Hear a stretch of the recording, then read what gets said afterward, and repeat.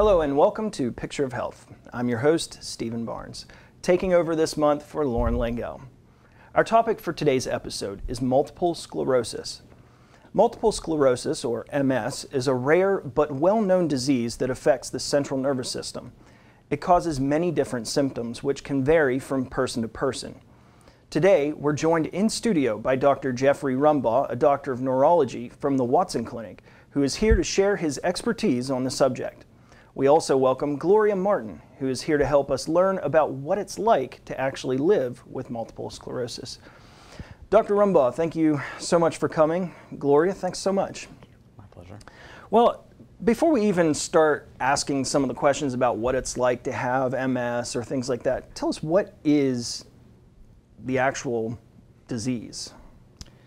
Well, multiple sclerosis is a really disease of the immune system, which affects the nervous system. So the immune system is an amazing thing that we have to help us fight off infections. It's designed to basically identify anything that comes into the body that's not supposed to be there, which could literally be infinite combinations of proteins, different shapes, sizes, and yet it can somehow differentiate that from what's supposed to be there, the self. And so a lot of our diseases are what we call autoimmune diseases, which means that the immune system makes a mistake and it thinks that something that is self is foreign and it tries to get rid of it. And that's what happens in multiple sclerosis, where the immune system actually attacks the nervous system. And it attacks the myelin, which is the sheath that goes around the nerves, sort of like insulation that goes around the wires in your house. Okay. So the electrical impulses or the signals are sent down the nerve to communicate what the brain wants you to do. And when that insulation is damaged, the signal doesn't flow properly. And over time, that leads to actual damage to the nerves themselves, which leads to a variety of symptoms. So it's not actually something that's happening in the brain, then? Well, it happens in the brain and the spinal cord. So the brain, you know, it affects the central nervous system. Which so the same thing that's happening to the nerves is also happening to the brain and the spinal cord, then? Yes, because the brain and spinal cord are made up of nerves. Okay, all right. Are there different types of MS, like, or is it all pretty much in one category? Yes, there's different types of MS. There's really three main types. About 90% of people have what's called relapsing and remitting multiple sclerosis. That means the person gets attacks of neurological problems that we call a relapse, and then they get better. Sometimes they get 100% better, sometimes only 90% better. But that's the remission. And then sometime down the road, could be weeks, months, or even years later, they'll get another attack, and that's another relapse. So that's relapse and remitting pattern. About 90% of people have that. 10% have what we call primary progressive, which means they get neurological symptoms, and instead of having this up and down pattern, they just gradually get worse over time. And then the third type is what we call secondary progressive. That occurs in people that start out as relapsed and remitting, but then maybe 10, 15, 20 years after they've had the disease, they start getting the progressive, so they stop having that up and down pattern, but they start gradually deteriorating after they've had the up and down pattern for 10 or 20 years. So the third one there, it falls into both the first and second type. They'll initially be diagnosed with relapse remitting. Correct. And then be re-diagnosed with correct. They progressive. Transition into the second phase, yeah. Gotcha. Are there certain people that are more apt or more likely to get the disease? Yes, there's certain demographic profile that would be the most common to get the disease. That tends to be people in their 20s and 30s, usually women more than men, Caucasians more than other races. So that would be the typical demographic, young white female. But that's not to say that other groups can't get it. In fact, anyone can get it, any race, gender, or age. Now, Gloria, I kind of want to jump to the more personal side of it a little bit. When were you diagnosed with MS? 2005. Okay. Yeah, and the symptoms were there long before then. Just nobody put it together, put the right group of symptoms together to come up with a diagnosis. Yeah. That's where the MRI comes in. You know, that's. How has MS affected your quality of life? What kind of things? I mean, obviously we see that you're in the chair, but what kind of things has MS made you change in your life? Well, not as physically active as I have been. I get around in the chair most of the time. In the house, I can still use the walker. I can't tolerate heat, so being outside in the summer is out of the question. That's, you go in the gym, you go in the house, you go in the mall, and do most of my things in the morning. Yeah. Because the evening I'm usually, you know, wasted because the energy is just gone. Is that something you typically see with your patients, is energy levels really? Yes, fatigue is one common symptom of multiple sclerosis. And heat exacerbated fatigue is a major thing for us. Yeah. That's So not Florida's everybody. a tough place to live with MS as well. Well, if you're not conscious of what you need to do to take care of yourself, Yeah. yes. If you go out and try to do yard work at 2 in the afternoon, it's not going to work. Yeah. Now, you had mentioned that your signs were probably there when you were much younger. How do you diagnose MS? Like, what is it that you're looking for in a patient to be able to tell? Yes, you know, multiple sclerosis can be a challenging diagnosis to make, and that's why it's helpful to see someone with expertise in multiple sclerosis to try to put the pieces of the puzzle together to make the proper diagnosis.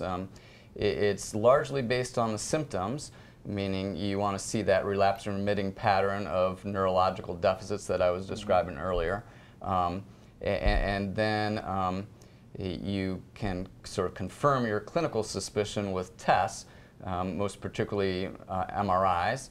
So you can do MRIs of the brain and spinal cord, and you'll see spots on the brain and spinal cord, what we call lesions or plaques, that represent damage that the multiple sclerosis has caused.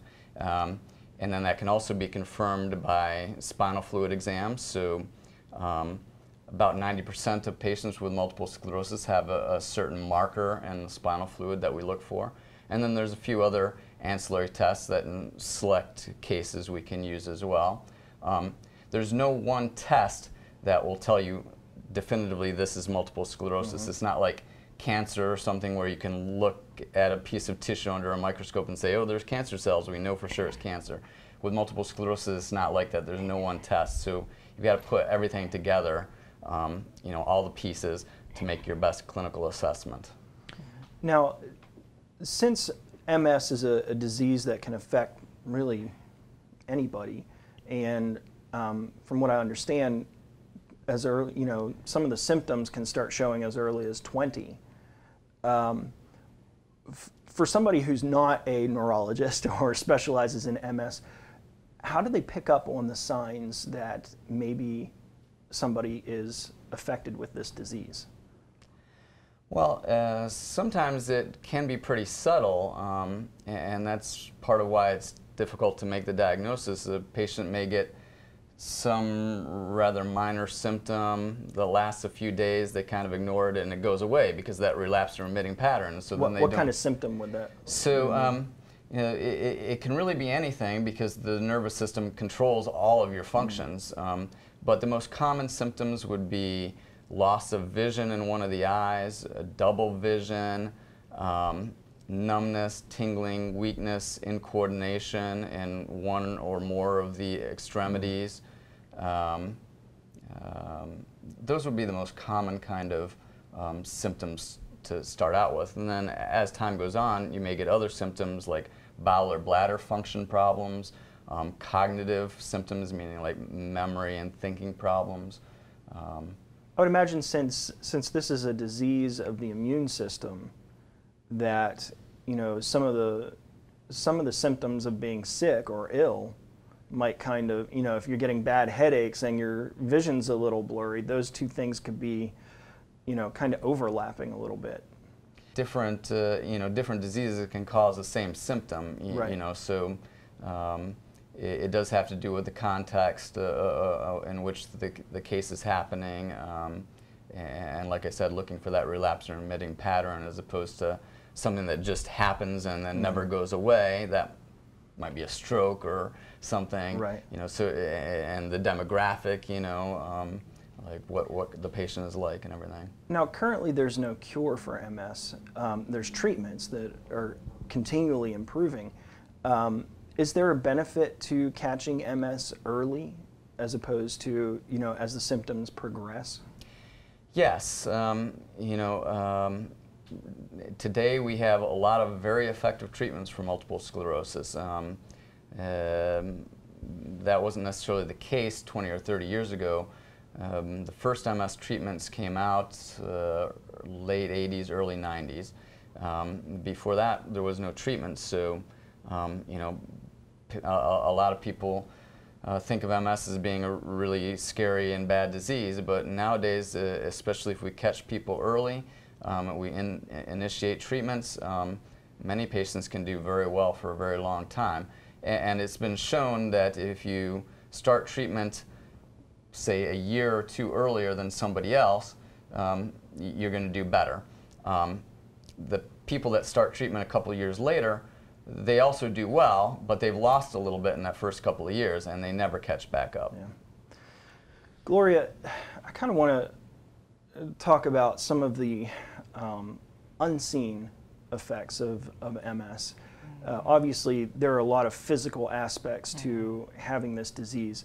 Kind of talk about the emotional toll that this journey takes on folks, and what it is that you are doing to kind of help get through it. Well, the unknown is the worst of it. Before I was diagnosed, I knew something was wrong, but the pieces didn't get put together that came up with a diagnosis until 10, 11 years ago. Just knowing that the diagnosis was MS was a great relief. I got to neurology quite by accident, by way of orthopedics, because I had right side weakness. And he told me that if you have pain, you see an orthopedist. If you have weakness, you see a neurologist. So I quite got there by accident.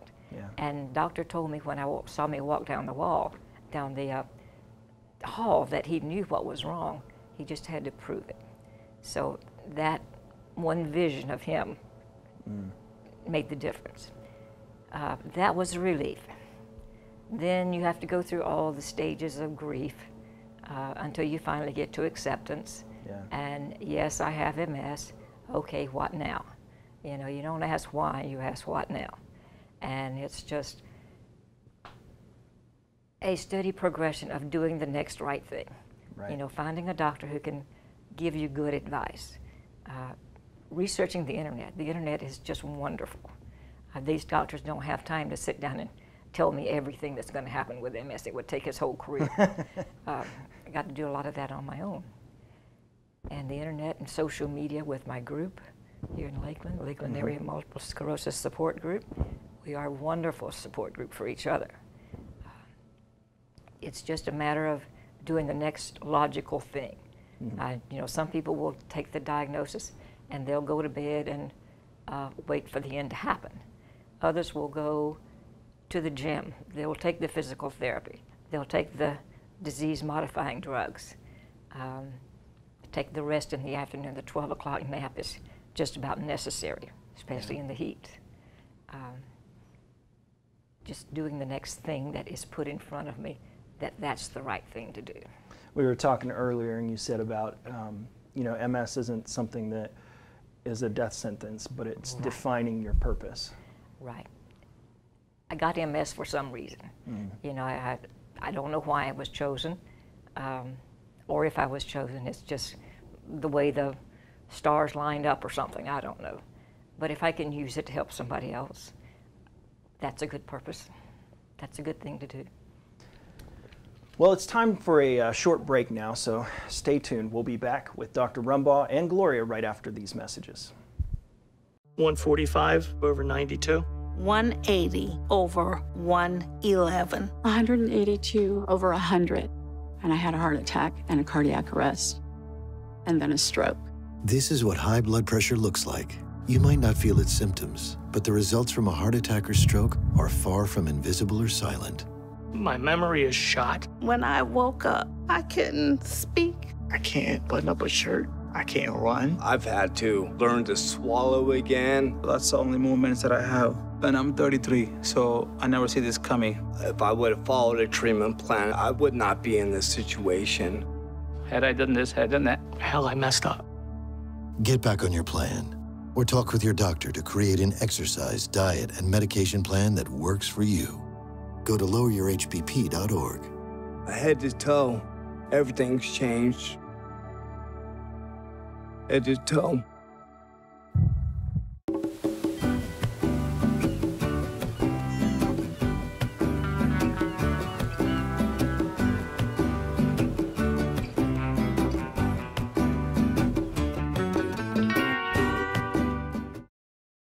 Take a look under your bed. Find stuff under there? What about jobs? No? Now try your closet. Still no jobs? Just more stuff? Well, you really have both. See, stuff is defined as household articles considered as a group. Sometimes this stuff is no longer needed. Wait, no longer needed? That can't be right. Because remember those jobs you were looking for? Those are really needed. And they're the stuff inside your stuff. Our job is to unlock those jobs. And it starts when you donate your stuff to your local Goodwill. Here's how we do it. When you donate to Goodwill, we sell your stuff to provide job training for people right here in your community. So just by teaming up with Goodwill, you help create jobs. And isn't that worth parting with the leftover keytar from your 80s cover band? Goodwill. Donate stuff, create jobs.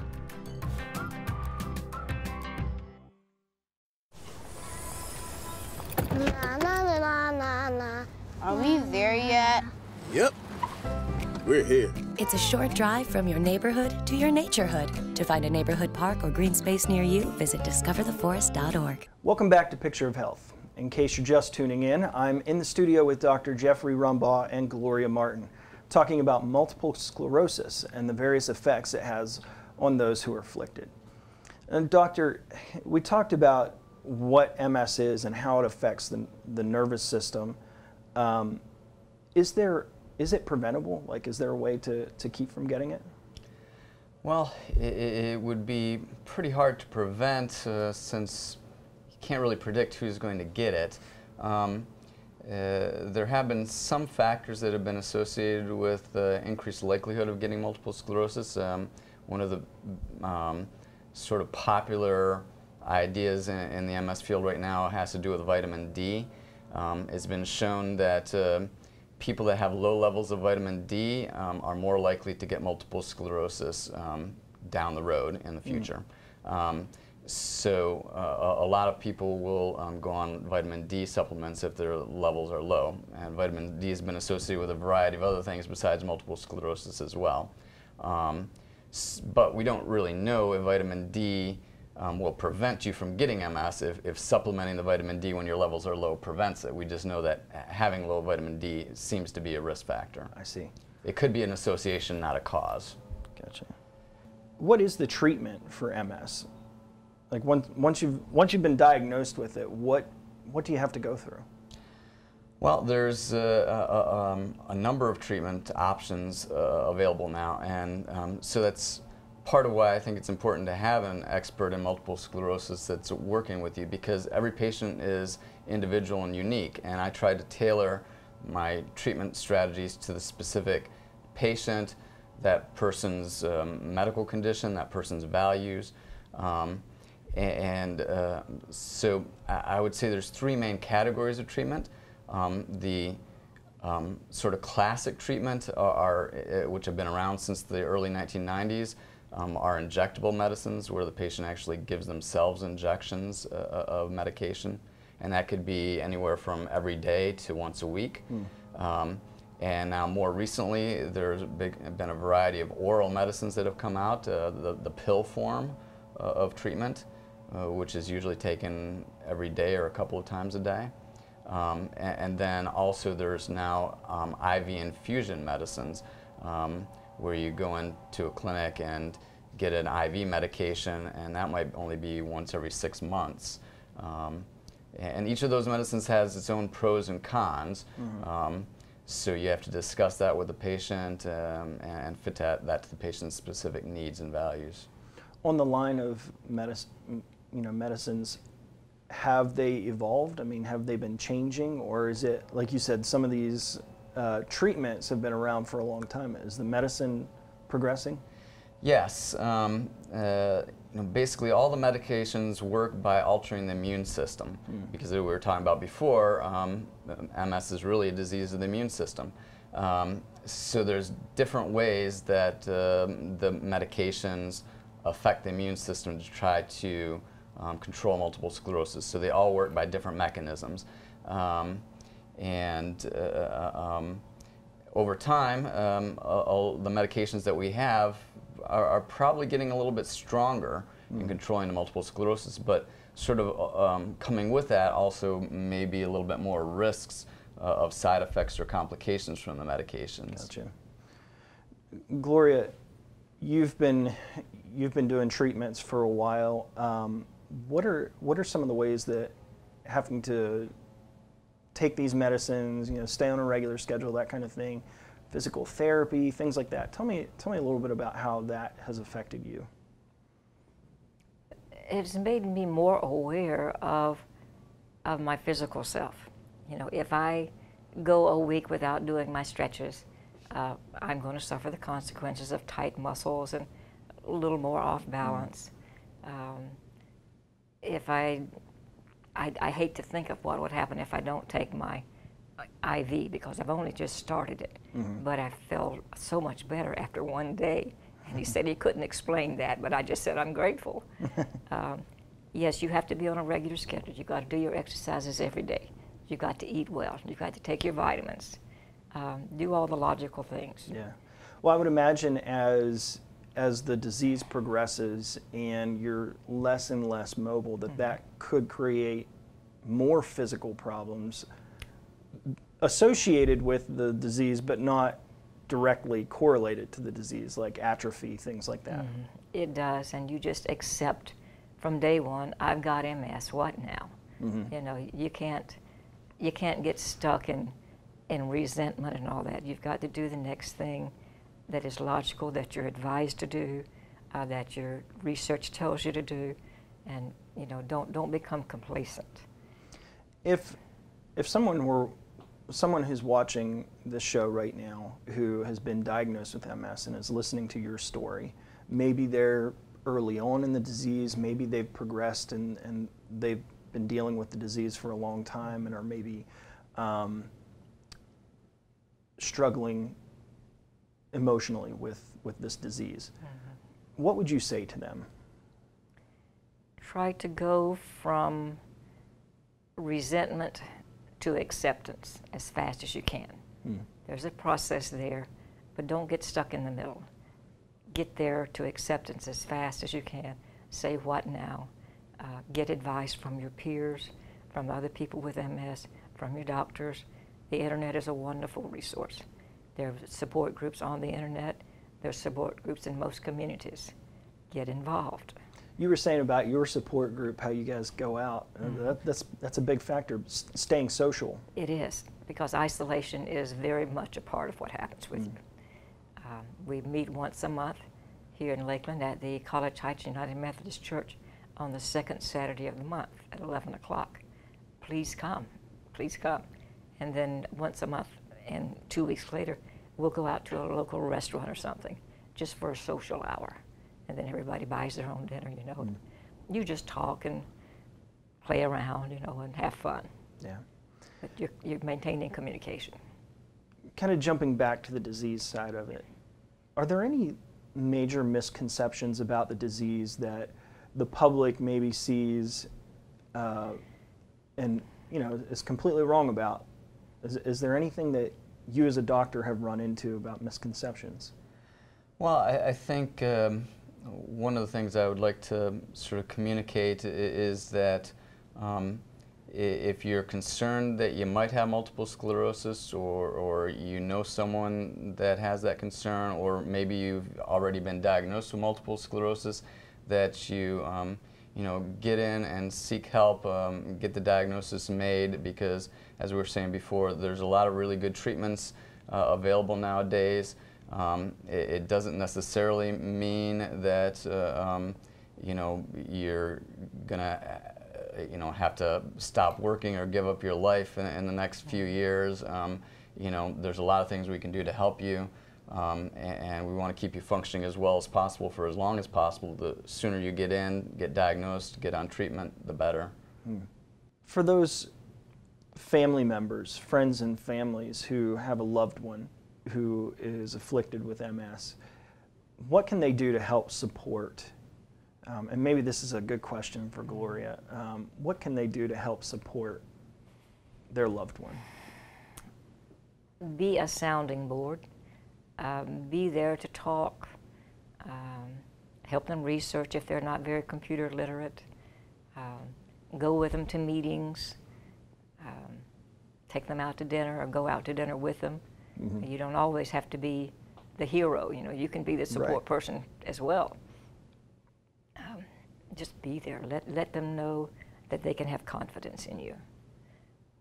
Because there is a general misunderstanding of MS, of what it is. I mean, even I didn't realize it was an immune system thing. I thought it was a brain issue. But and the public's awareness of what the disease is there a place that folks can go to learn more about MS? Yeah, so we have some information about multiple sclerosis on the Watson Clinic website. If you go to Watson Clinic online and look in the neurology department, you can find out a little bit about MS there. Also, the National MS Society is a great resource for lots of information about MS. They have lots of brochures, information online, and also resources to help patients with MS navigate life with the disease. So I definitely encourage people to look on that website as well. Very good. The National Multiple Sclerosis Society, they have what's called MS navigators. Okay. They will take a patient individually and walk them through the whole process. If you need legal help, if you need medication help, how to get your medication free if you're indigent.